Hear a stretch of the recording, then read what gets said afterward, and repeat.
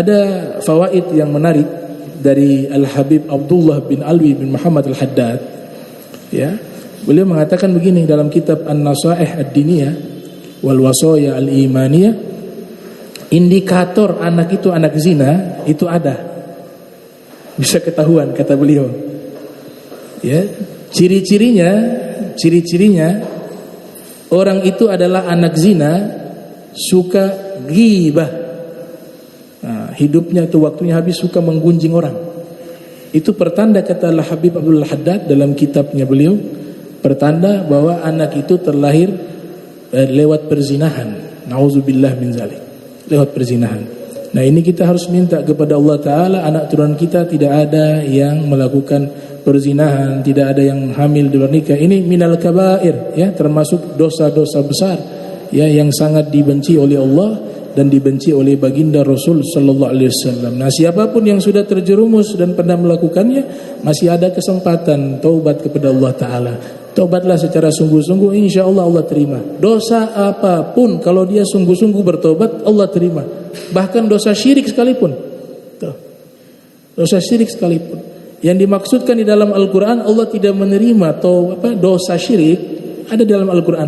Itu maknanya ketika meninggal belum taubat. Ya, kalau sudah seperti itu tidak dimaafkan. Tapi selama masih hidup, dia diterima taubatnya. Dengan catatan matahari belum terbit dari barat. Dengan catatan ruhnya belum sampai tenggorokan. Innallaha la yaqbalu taubatal abdi ma lam yughargir. Allah Ta'ala tidak menerima taubat seorang hamba jika ruhnya sudah sampai tenggorokan. Seperti Fir'aun sudah bertobat tapi ruh sudah sampai tenggorokan. Amantu bi Rabbi Musa. Aku beriman dengan penciptanya Musa, tapi terlambat karena ruhnya sudah sampai tenggorokan. Baik. Kemudian di dalam kitab fikih ada Fathul Qorib Al-Mujib karya Syekh Muhammad bin Qasim Al-Ghazi. Beliau mengatakan paling minimalnya orang hamil itu 6 bulan. 6 ashhurin. Kemudian ghalibuhu 9 ashhurin. Umumnya 9 bulan. Wa aktsaruhu 4 sanawat. Dan yang paling lama hamil itu 4 tahun. Jadi ada yang 6 bulan, ya, prematur, ya, disebut, ya, 6 bulan. Nah, ini goalnya ulama lainnya nih, namanya al-mustalhaq atau al-istilhaq. Apa itu al-istilhaq? Yaitu ketika melakukan perzinahan ini wanita hamil, untuk selamatkan nasabnya tetap kembali kepada bapaknya, ada gaul juga, ada pendapat ulama dikutip oleh Syekh Nawawi Al-Bantani dalam kitab Qutul Habib. Kalau belum lebih dari 6 bulan dia menikah, masih bisa nasab ikut kepada yang menghamil itu. Ya. Salah satu gaul, ya. Jadi ada khilafiyah tentang masalah ini nih. Ada yang mengatakan pokoknya sudah hamil selesai. Tapi ada juga dalam kitab Al-Insaf di situ menjabarkan perbedaan pendapat para ulama di antaranya masalah tersebut.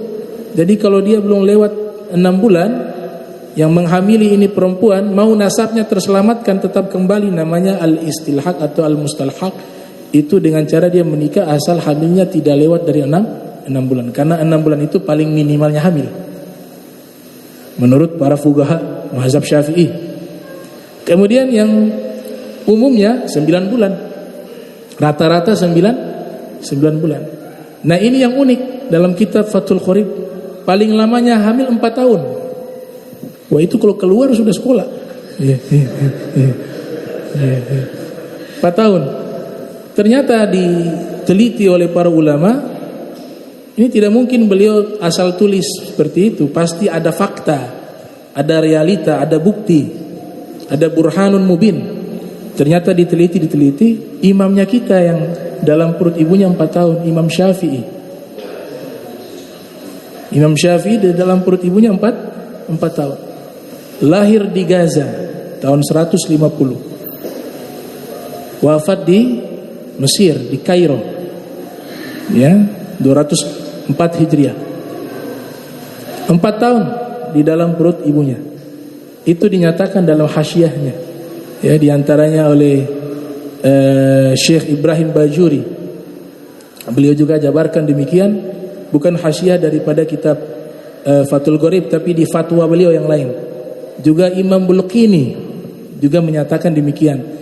Mereka mengatakan yang dinyatakan oleh Imam Abu Syuja atau dalam kitab Fathul Gharib Muhammad bin Qasim Al-Ghazi ketika menyatakan hamil yang paling lama 4 tahun yaitu Al-Imam Syafi'i. Beliau di dalam kandungan ibunya selama 4 tahun. Nah, setelah itu masa hamil sudah kita bahas. Ada yang disebut tau'amani, kembar. Itu Sayyidina Hasan Sayyidina Husain juga kembarnya unik tuh. Ya, kembarnya itu tidak lahir sekaligus, iya kan? Tidak lahir langsung lahir 2. Enggak, ada jenjang waktu. Berapa? 6 bulan. Imam Husain lahir, Imam Hasan kakak lahir dulu, setelah itu Imam Husain. Itu di dalam manaqib disebutkan itu jenjangnya 6 bulan. Makanya ada ulama berpendapat, ini khususnya juga, bahwa kembarnya orang yang lahir dianggap dia kembar paling maksimal itu 6 bulan. Minimal. Tidak, kalau lebih dari itu bukan kembar. 6 bulan baru dinyatakan kembar. Ternyata di dalam manaqibnya Imam Hasan Husain ada golnya ulama mengatakan jarak antara Imam Hasan dan Imam Husain 6 bulan. Nah, ini juga keistimewaan yang Allah berikan kepada Sayyidah Fatimah Zahra alaihissalam. Ya, 6 bulan.